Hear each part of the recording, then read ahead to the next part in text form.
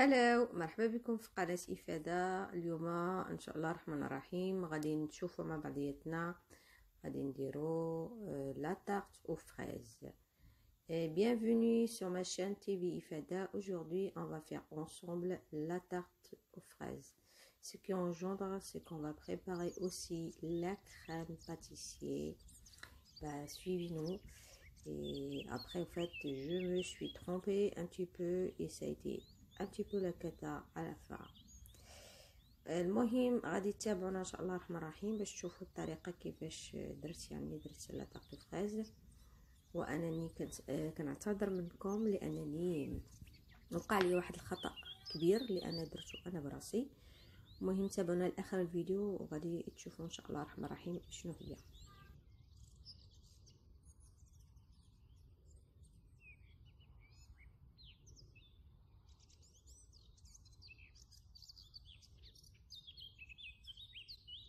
المهم هنا رجعت معكم دابا باش نبداو الخطوه الاولى، هي اننا نبريباريو كريم باسيسي. سمحوا لي ما عرفتش كيفاش نقولها يعني باللغه العربيه الفصحى يعني اخواننا الغير المغاربه باش يفهموا. كناخذوا 4 صفار البيض كنحطهم في واحد لا كاسرونه وكنزيدوا عليهم 100 غرام ديال السكر وكنبقاو نحركوا على ان فو تري دو، يعني عافيه مهيله بزاف. كنحركو حتى كينسجم السكر مع صفار البيض. ابري ملي كينسجم السكر مع صفار البيض كنزيدو 60 غرام 60 غرام من يعني الدقيق الابيض وكنحركوهم. ملي يعني كنبقاو نحركو مزيان ملي كينسجموا كنحطوهم على جنب. Bon, la première chose qu'on va faire, les amis, c'est qu'on va préparer notre crème pâtissier. Comme vous voyez, on prend une casserole, on va mettre dedans le 4 jaunes d'œufs, on rajoute le 100 g de sucre. On va bien tuer jusqu'à ce que ça se mélange bien sur un feu très doux, bien sûr. Et après, on va rajouter les 60 g de farine. Et on continue tout le temps de touiller. Et quand tout ça sera bien mélangé, on va mettre cette casserole de côté pour continuer la préparation de notre crème fraîche.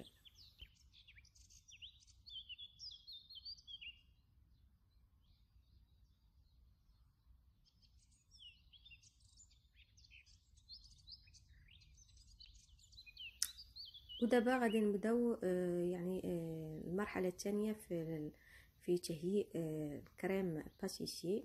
كناخذوا نصف لتر من الحليب كنوضعوه يعني في انيه اخرى يعني كاسرول اخرى. كنزيدوا عليه حبه لافاني اللي انا شريتها كنفتحها كتاخذي البودره ديالها اللي كاينه لداخل. وكنديروا هذا الحليب يفيض ما حد هو كيفيض وحنا كنحركو وابري ملي الفيض الحليب ملي الحليب ديالنا كيفيض كنوضعوه على جنب وغادي نكملوا معكم. Bon, maintenant on va passer à la deuxième étape de la préparation de notre crème pâtissier. Dans une autre casserole, on va prendre 50 centilitres de lait qu'on va verser. On va rajouter la gousse de vanille. Vous savez tous, il faut l'ouvrir et prendre la poudre qui est à l'intérieur, la matière qui est à l'intérieur. On va la rajouter dans la casserole et on va laisser tout ça bouillir jusqu'à ce que le lait soit bien bouilli. Et après, on va continuer la préparation de notre crème pâtissier.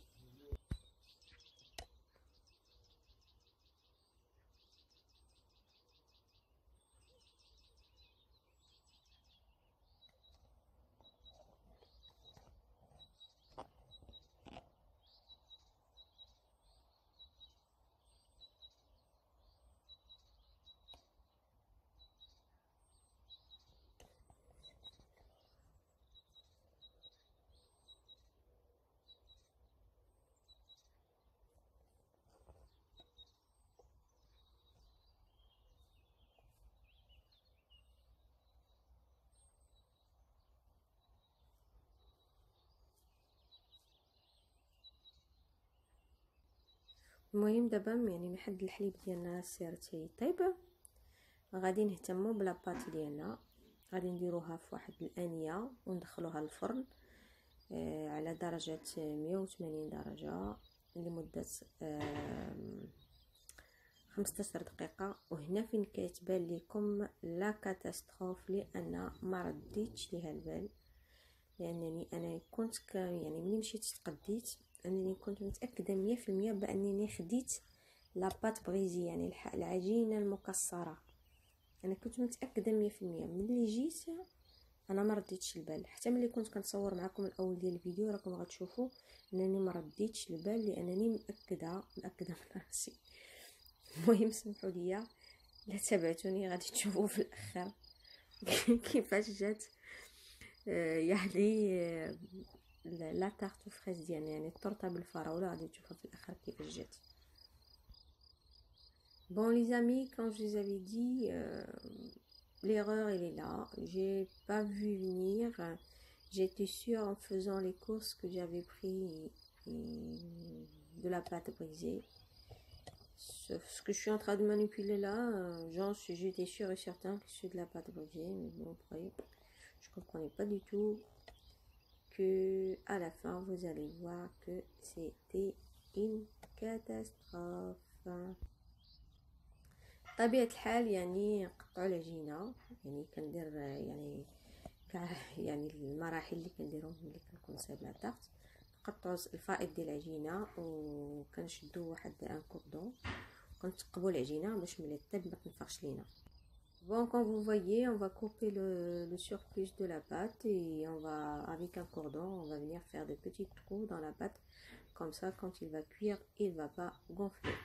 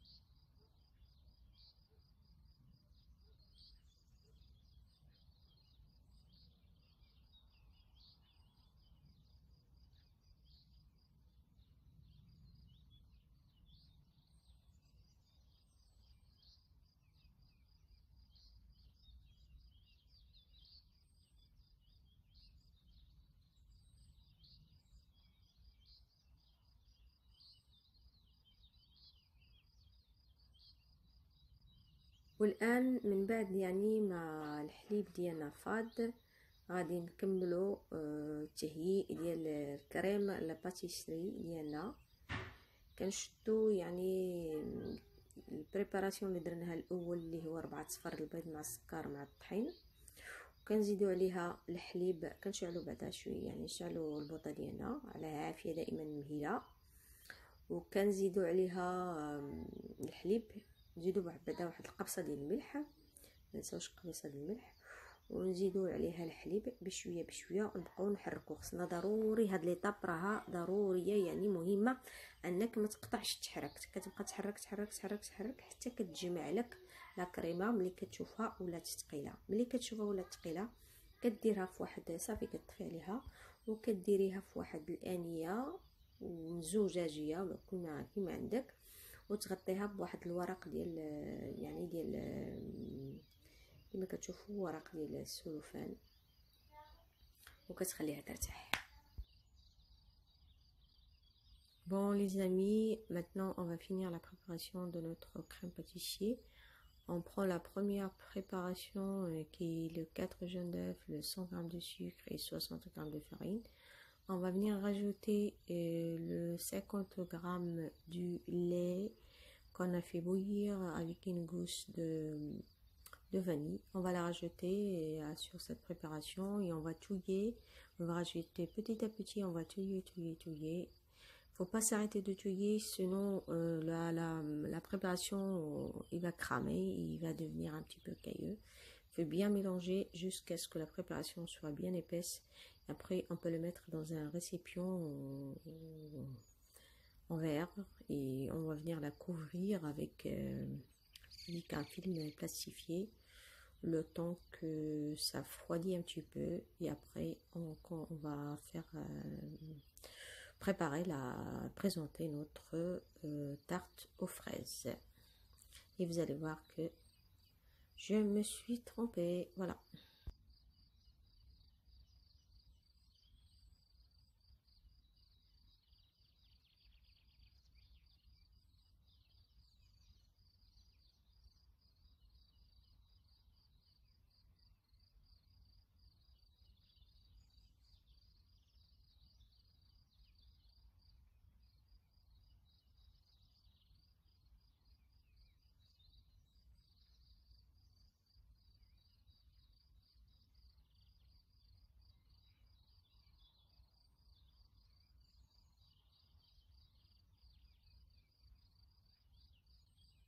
والآن سيداتي سادتي دابا غادي نديرو السيرو، ان سيرو يعني باش ندهنو به يعني الفراولة الفرايز في الاخر ديال البريزونطاسيون ديال التقديم ديال لا تارت فريز ديالنا. يعني هاد السيرو ساهل، الانسان ياخذ شويه د الماء يزيد شويه السكر وانا زدت عليه واحد شويه د العصير ديال الليمون باش يعطي واحد النكهه يعني ديال الليمون، لان يعني عزيز عليا الليمون. بون كل واحد يعني عنده حر الاختيار، ممكن ديري جي غير السكر والماء باش دهني به في الاخر، ممكن تزيدي شويه الحامض، ممكن تزيدي شويه الليمون، كل واحد ينكه السيرو ديالو باش بغى. Bon les amis, maintenant on va préparer un sirop avec lequel on va venir couvrir un petit peu les fraises à la fin de la présentation de notre tarte aux fraises. Comme ça donne l'effet brillant. Bon, bah, c'est un petit peu de sucre à la louche, de l'eau, et moi j'ai ajouté un petit peu de jus d'orange, bah, comme j'aime le goût de l'orange. Bah voilà, après ça vous reste libre création, vous pouvez rajouter du jus de citron ou juste de l'eau avec du sucre. والآن غادي نبداو ان شاء الله الرحمن الرحيم تقطيع الفراولة ديالنا. لا تبعتوا معايا، يعني طريقة التقطيع هي مهمة جدا لان هي اللي كتعطيكم المنظر الاخير كما كتشوفوا هنا في الفيديو. لا تبعتوا الطريقه هي باش غادي في الاخر تعطيكم داك المنظر اللي غتشوفوه في الاخر سميتو لا تارت فريز ديالي. Bon les amis, maintenant on va couper nos fraises pour présenter notre tarte aux fraises à la fin. Bon هانتوما كما كتشوفوا ملي خرجت لا تارت من الفران عاد رديت البال بانها ماشي لا تارت. مشيت نقلب في حاجاكم بالزبل لقيتها انها راه طقس ديال البيتزا ماشي لا تارت بريزي. يا الله، المهم معلناش مضطره انني نكمل، ما عنديش الحل سينو غاد الخدمه كلها. المهم درت انا جلست طيبتها ناكلها، كانت بلا باتو بيتزا ولا بلا باتو بريزي ماشي مهم. المهم ناكل لا تارت ديالي اللي درت في الاخر. Bon, quand vous voyez la catastrophe, c'était là, c'est qu'à la fin que j'ai sorti ma tarte au four, je me retrouve avec une pâte au pizza et je me rends compte, je vais aller chercher dans la poubelle et je me rends compte que c'était une pâte à pizza et pas une pâte brisée. Et comment j'ai fait une erreur comme ça en langue, que j'étais sûre et certaine que j'avais acheté de la pâte brisée et pas de la pâte de pizza. Bon, maintenant on va commencer la préparation, bon pas la préparation, la présentation de notre tarte pizza aux fraises, je sais pas comment je vais l'appeler. Voilà. Bon كما كنقولوا مجبر اخوك لا بطل، ما يعني خاصني نكمل لا تارت ديالي، ما عرفتش نسميها، واش بيتزا واش لا تارت ما عرفتش. المهم كنديروا لا كريم باتيسي في الوسط وغادي تتابعوا معايا باش تشوفوا التزيين النهائي ديال لا تارت. لا بغينا نقدروا نسموها لا تارت.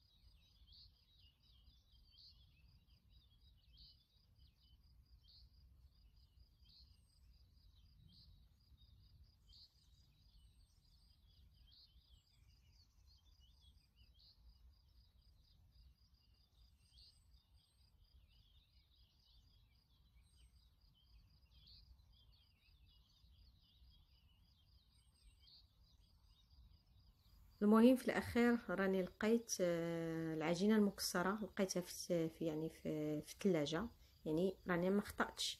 انا شريت العجينه المكسره ولاني كانت عندي ديجا يعني عجينه ديال البيتزا في الثلاجه ديالي. هذا الشيء هو اللي خلاني يعني خطأت هذا الخطأ. Bon, comme vous voyez, il y avait bien une pâte brisée dans le frigo, ce que je me suis trompée parce que j'en avais déjà